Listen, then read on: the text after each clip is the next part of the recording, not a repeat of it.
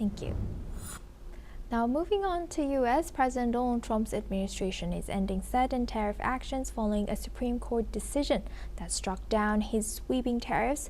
The court found the tariffs, which were imposed under a law meant for national emergencies, to be illegal. In response to this, the White House has announced that additional ad valorem duties will no longer be in effect, and collections under the International Emergency Economic Powers Act will be suspended as soon as possible. Meanwhile, Trump has announced a new 10% global tariff to replace the ones struck down by the U.S. Supreme Court. President Trump has called the court's 6-3 ruling terrible, lashing out at the justices who rejected his trade policy, accusing them of being fools. Now we welcome back Mr. Gautam Mukherjee. He's a senior journalist, joins us live from New Delhi. Thank you very much, Mr. Mukherjee, for staying with us throughout. Now, although, like we just talked about this earlier, that, still a lot of things are still under the wraps, how do you think President Trump is still not backing down, or why do you think he's not backing down on his tariff card? Because it is a primary weapon that he has used in his presidency so far. And this is a body blow that he is not willing to accept readily.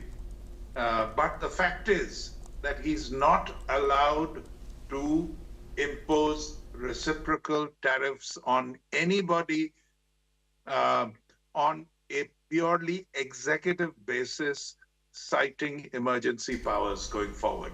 Now, he's got to find actual reasons and a context. When he proposes a tariff, it will have to be examined.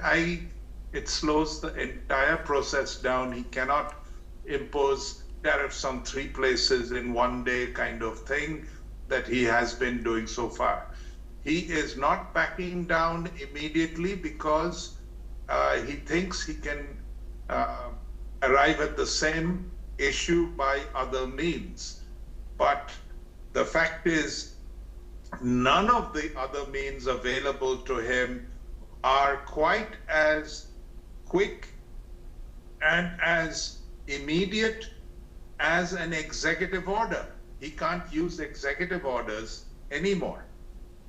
So going down the road, most people will be able to contest it. Also because once the Supreme Court has struck down his main plank, even this 10% tariff that he is planning to impose will be contested. There is a lot of backlash within America against his policies, and all of this put together is designed to weaken him considerably as he goes into the midterm polls. Thank you very much, Mr. Mukherjee, for sharing that insight on this. Please stay with us as we come back to you. Now we stay on this. A small Illinois toy maker's legal gamble has culminated in a ruling that could reshape U.S. President Donald Trump's tariff policy and potentially unlock billions of dollars in refunds for U.S. importers. In a significant blow to the Trump administration's trade policy, the court on Friday struck down President Donald Trump's sweeping tariffs imposed under the International Emergency Economic Powers Act. The decision came after a wave of lawsuits filed by importers, U.S. state governments, and other stakeholders who challenged the legality of the move.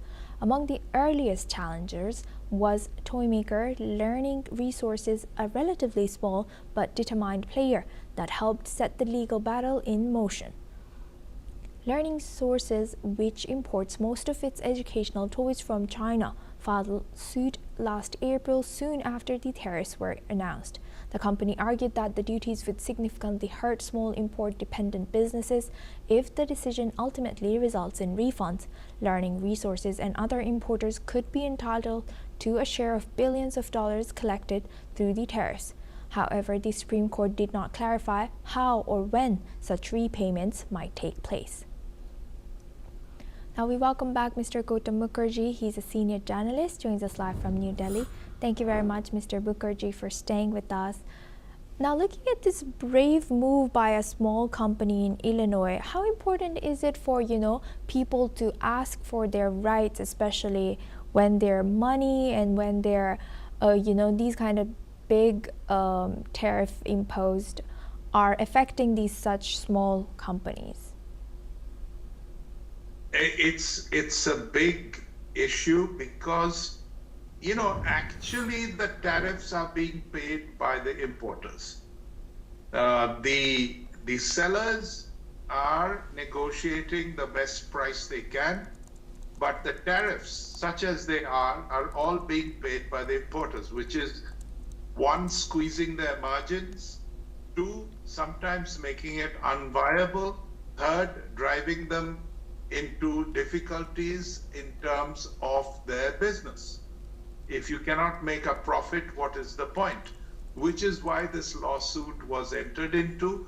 And now that they have won, it will open the floodgates, no matter what Trump does, to more and more litigation by people who are affected. Now, the second part of this is all the tariffs that have been collected have been paid, if you like, by the taxpayer, because let us say this toy maker will sell his toys to the public, but will do it at an enhanced price because of the tariffs that he has had to pay in order to import his toys or toy componentry from China. Now, the public is ending up with the bill. It's similar to the GST that we pay in India, the goods and services tax. Finally, the ultimate customer pays for it. Now, if this is not valid, as even after appeal the decision is upheld, then there is a case to return the tariffs that have been paid to the taxpayer. There already calls for each person in the United States who's a citizen to get something like $1,700 to $2,000 by way of recompense. Now, earlier Trump was thinking of distributing some of the tariff largesse to the public in about the same amount. But now it's a matter of returning the tariffs to them. The other impact that returning tariffs would have is on the budget, the US budget. It is already in considerable annual deficit and in massive cumulative deficit. If he has to return over $200 billion to the public, it will add to the annual deficit and probably lead to a degree of inflation. So all in all, it's quite a serious matter that a small toy maker has managed to unleash and on this Trump administration. It remains to be seen how Trump tackles it going forward. 100%. We will be eyeing that. With that, I'd like to thank Mr. Gautam Mukherjee for joining us today and sharing that insight throughout. Thank you very much. Now we move